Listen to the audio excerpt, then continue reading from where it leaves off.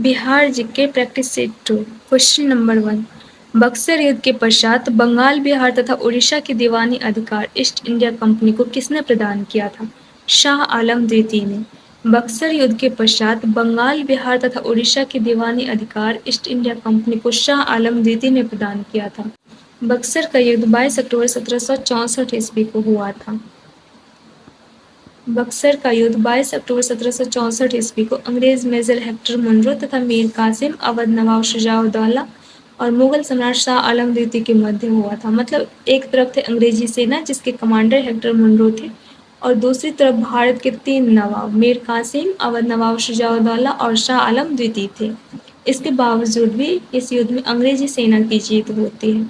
इसीलिए बक्सर के युद्ध को एक ऐतिहासिक या निर्णायक युद्ध कहा गया है। बक्सर युद्ध के दौरान बंगाल का गवर्नर विंसेंटार्ट थे। अक्सर क्वेश्चन में पूछ दिया जाता है कि बक्सर युद्ध के दौरान बंगाल का गवर्नर कौन था, तो बक्सर युद्ध के दौरान बंगाल का गवर्नर विंसेंटार्ट था। विंसेंटार्ट का कार्यकाल 1760 से 1765 ईस्वी तक था। बक्सर युद्ध के बाद इलाहाबाद की 2 संधि होती है।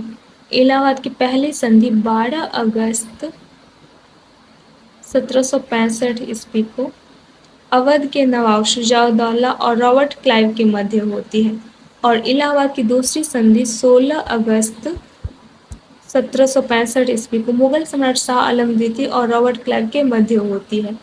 इसी संधि में मुगल सम्राट शाह आलम द्वितीय ने ईस्ट इंडिया कंपनी को बिहार, बंगाल तथा उड़ीसा की दीवानी अधिकार प्रदान की थी। Question number 2। दानापुर छावनी के भारतीय सैनिकों ने कब विद्रोह किया था? दानापुर छावनी के भारतीय सैनिकों ने 25 जुलाई 1857 को विद्रोह किया था, जिसका नेतृत्व बाबू कुंवर सिंह ने किया था। दानापुर छावनी के भारतीय सैनिकों ने 25 जुलाई 1857 को विद्रोह किया था। बिहार में 1857 के विद्रोह का नेतृत्व बाबू कुंवर सिंह ने किया था। Question number 3। बिहार के किस जेल के कैदियों ने विदेशी वस्त्रों के बहिष्कार के लिए नंगी हड़ताल की थी? बिहार के छपरा जेल के कैदियों ने नंगी हड़ताल की थी। सारण जिला का मुख्यालय छपरा है। छपरा जेल के कैदियों ने नंगी हड़ताल की थी। नंगी हड़ताल 4 मई 1930 ईस्वी को गांधी जी की गिरफ्तारी के बाद स्वदेशी के प्रचार एवं विदेशी वस्त्रों का बहिष्कार किया गया। छपरा के कैदियों द्वारा वस्त्रों का बहिष्कार किया गया। छपरा के कैदियों ने वस्त्र पहनने से इनकार कर दिया। इसी को नंगी हड़ताल का नाम दिया गया। Question number 4। बिहार के पहले भारतीय प्रधानमंत्री प्रांतीय सरकार का प्रधान कौन थे? मोहम्मद यूनुस। बिहार के पहले भारतीय प्रधानमंत्री प्रांतीय सरकार का प्रधान मोहम्मद यूनुस थे।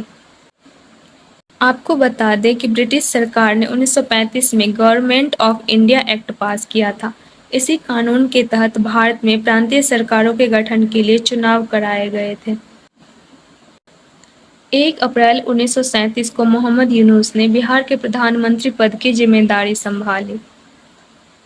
स्वतंत्र भारत में भारत का अपना संविधान बना और 1950 में पहली बार चुनाव हुए तो प्रांतों में बनने वाली सरकार के मुखिया को मुख्यमंत्री का पद नाम दिया गया। 1950 के चुनाव में भी कांग्रेस की जीत हासिल हुई और बाबू श्री कृष्ण सिंह आज़ाद भारत में बिहार के मुख्यमंत्री बने।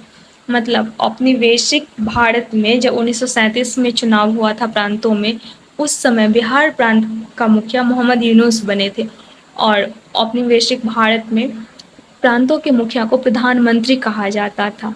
और आज़ाद भारत में जब भारत आज़ाद हो जाते हैं उसके बाद जो चुनाव होते हैं तो प्रांतों के मुखिया को मुख्यमंत्री नाम दिया जाता है। तो इसीलिए अगर क्वेश्चन में ये आए कि बिहार का पहला मुख्यमंत्री कौन था, तो बिहार का पहला मुख्यमंत्री श्री कृष्ण सिंह थे। चूँकि ये आज़ाद भारत में जब पहली बार चुनाव होते हैं तो उस समय श्री कृष्ण सिंह बिहार के मुख्यमंत्री बनते हैं और औपनिवेशिक भारत में 1937 में जब चुनाव होते हैं तो बिहार से मोहम्मद यूनुस बिहार प्रांत के प्रधानमंत्री बनते हैं। तो अगर ऐसे भी क्वेश्चन में आ सकता है 1937 में बिहार के मुख्यमंत्री या प्रधानमंत्री कौन थे, तो मोहम्मद यूनुस।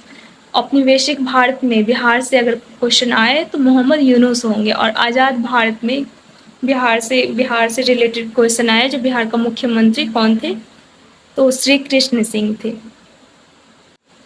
Question number 5।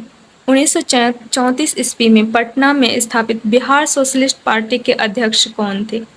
आचार्य नरेंद्र देव। 1934 ईस्वी में पटना में स्थापित बिहार सोशलिस्ट पार्टी के अध्यक्ष आचार्य नरेंद्र देव और सचिव जयप्रकाश नारायण थे। बिहार सोशलिस्ट पार्टी के अध्यक्ष आचार्य नरेंद्र देव और सचिव जयप्रकाश नारायण थे। क्वेश्चन नंबर 6, बिहार का पहला हिंदी समाचार पत्र जो 1874 ईस्वी में पटना से प्रकाशित हुआ था, बिहार बंधु था। बिहार का पहला हिंदी समाचार पत्र बिहार बंधु था, जो 1874 ईस्वी में पटना से प्रकाशित हुआ था। क्वेश्चन इस तरह भी आ सकता है कि बिहार का पहला हिंदी समाचार पत्र बिहार बंधु कहाँ से प्रकाशित हुआ था, तो पटना से प्रकाशित हुआ था और 1874 ईस्वी में। बिहार का पहला हिंदी समाचार पत्र कौन सा है? बिहार बंधु। क्वेश्चन नंबर 7, 1857 के क्रांति के समय पटना का कमिश्नर कौन था?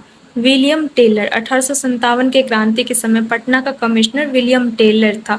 और बिहार से 1857 के क्रांति के समय बिहार से कौन नेतृत्व कर रहे थे? बाबू कुंवर सिंह। क्वेश्चन 8, बिहार के किस स्थान से गांधी जी ने अपना प्रथम सत्याग्रह शुरू किया था? बिहार के चंपारण जिला से गांधी जी ने अपना पहला सत्याग्रह शुरू किया था 1917 ईस्वी में। इसको चंपारण सत्याग्रह भी कहा जाता है, जिसमें 3/20 मतलब जिसके पास 20 कट्ठा जमीन है वो उस जमीन के 3 कट्ठा जमीन में नील की खेती करना अनिवार्य कर दिया था। 20 कट्ठा जमीन में से 3 कट्ठा जमीन में नील की खेती करना अनिवार्य कर दिया था, तो इसीलिए 3 कठिया प्रणाली या फिर चंपारण सत्याग्रह भी कहा जाता है। क्योंकि ये चंपारण से शुरू हुआ था, इसीलिए गांधी जी का पहला सत्याग्रह चंपारण से शुरू हुआ था, इसीलिए इसको चंपारण सत्याग्रह या फिर 3 कठिया प्रणाली यानी कि 3/20 20 कट्ठा जमीन में से 3 कट्ठा जमीन में नील की खेती करना अनिवार्य कर दिया था, तो इसीलिए इसको 3 कठिया प्रणाली भी कहा जाता है। क्वेश्चन नंबर 9, 1912 ईस्वी में भारतीय राष्ट्रीय कांग्रेस के बांकीपुर अधिवेशन की अध्यक्षता की थी R.N. माधोलकर ने। 1912 ईस्वी में बांकीपुर अधिवेशन बांकीपुर पटना में जो अधिवेशन हुआ था कांग्रेस का 27वां अधिवेशन, उसमें अध्यक्ष R.N. माधोलकर थे। और बिहार में कांग्रेस का दूसरा अधिवेशन जो होता है वो 37वां अधिवेशन 1922 ईस्वी में होता है गया जिला में। कांग्रेस का बिहार में 2 अधिवेशन होते हैं कांग्रेस के। एक पहला 27वां अधिवेशन 1912 ईस्वी में बांकीपुर पटना में होता है, जिसके अध्यक्ष R.N. माधोलकर थे। और कांग्रेस का जो 37वां अधिवेशन होता है वो 1922 ईस्वी में गया में होते हैं, जिसके अध्यक्ष चित्तरंजन दास थे। तो बिहार में कांग्रेस का 2 अधिवेशन होते हैं, एक 27वां अधिवेशन 1912 में और दूसरा 37वां अधिवेशन 1922 में। 27वां अधिवेशन 1912 बांकीपुर पटना में आयोजित होते हैं, अध्यक्ष R.N. माधोलकर। और 37वां अध्यक्ष 1922 ईस्वी में गया में होते हैं, जिसके अध्यक्ष चित्तरंजन दास थे।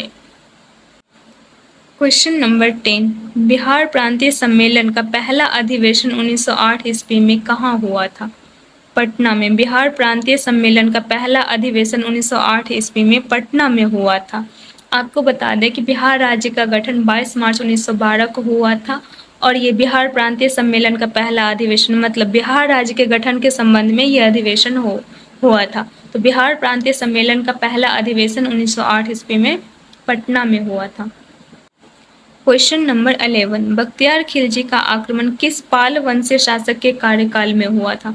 इंद्रद्युम्न पाल के कार्यकाल में हुआ था। बख्तियार खिलजी का आक्रमण इंद्रद्युम्न पाल के कार्यकाल में हुआ था।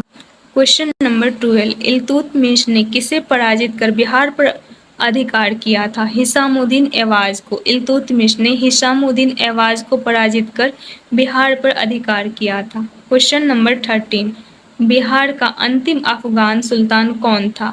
दाऊद खां करारानी। बिहार का अंतिम अफगान सुल्तान दाऊद खां करारानी था।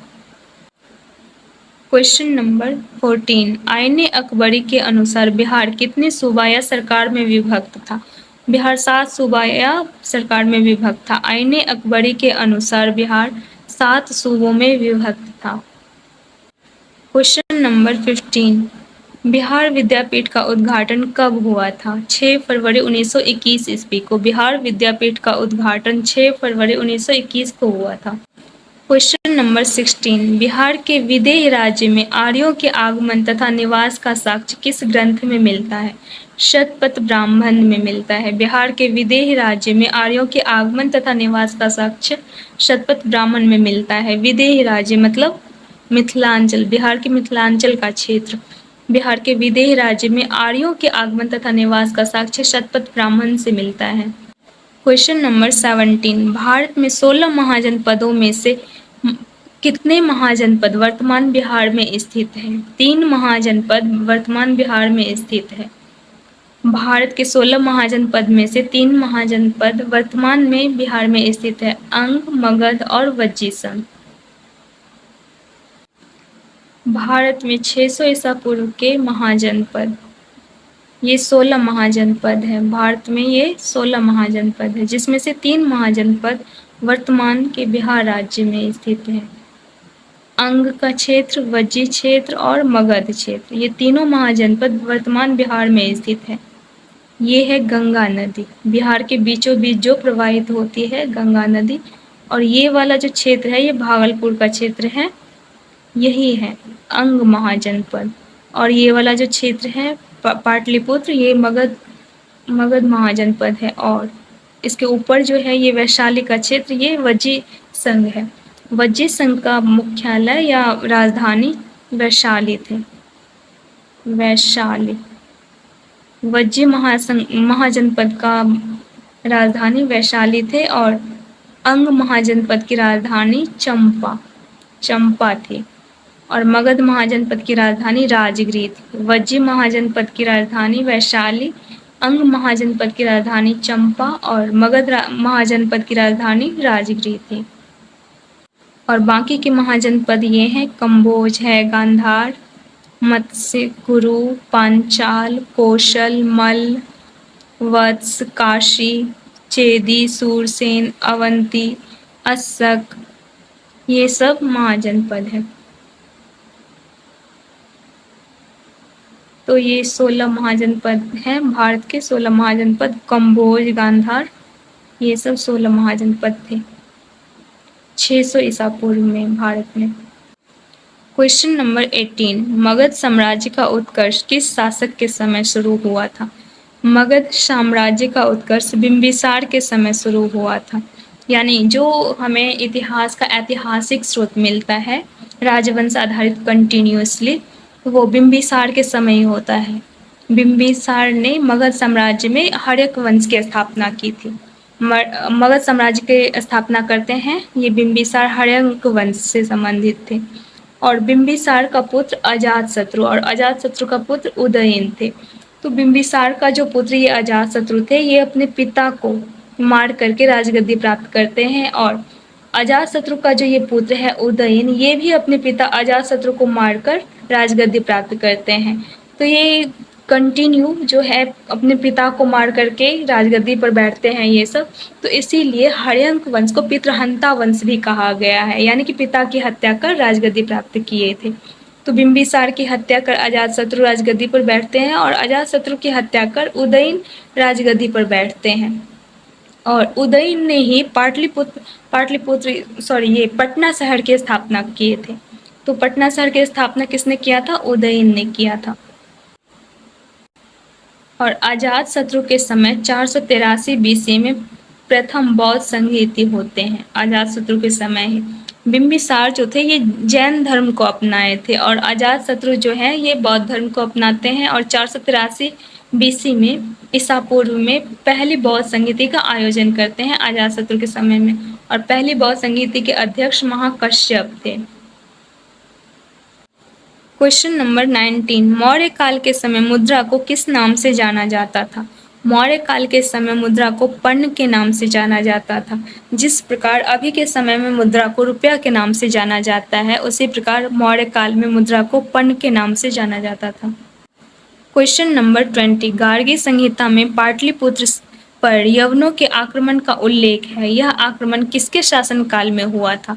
पुष्यमित्र शुंग के शासनकाल में हुआ था। गार्गी संहिता में पाटलिपुत्र पर यवनों के आक्रमण का उल्लेख है। क्वेश्चन में ऐसे भी पूछ दिया जाएगा कि यवनों के आक्रमण का उल्लेख, पाटलिपुत्र पर यवनों के आक्रमण का उल्लेख किसमें है, तो गार्गी संहिता में उल्लेख है।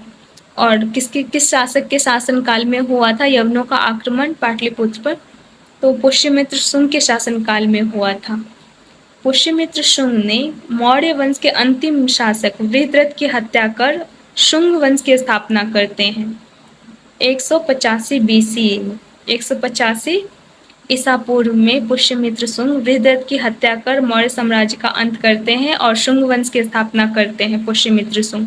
और उसी समय गार्गी संहिता में भी ये उल्लेखित है कि पुष्यमित्र शुंग के समय ही पाटलिपुत्र पर यवनों के आक्रमण का उल्लेख है, यानी कि यवन आक्रमण करते हैं पाटलिपुत्र पर पुष्यमित्र शुंग के समय।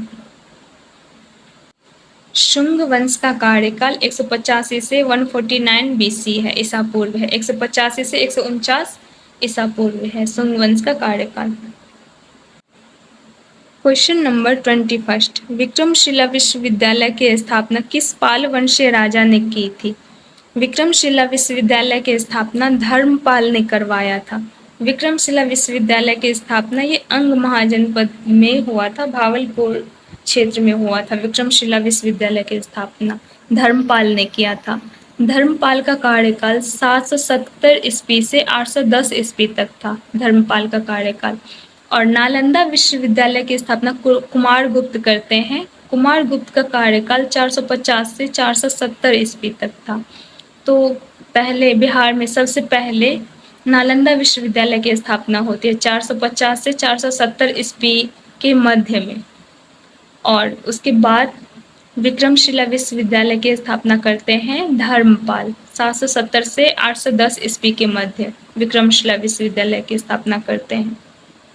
तो नालंदा विश्वविद्यालय की स्थापना कुमारगुप्त ने किया था और विक्रमशिला विश्वविद्यालय की स्थापना धर्मपाल ने किया था। क्वेश्चन नंबर 22, बिहार को दिल्ली सल्तनत के अधीन किसने किया था? इल्तुतमिश ने। बिहार को दिल्ली सल्तनत के अधीन इल्तुतमिश ने किया था।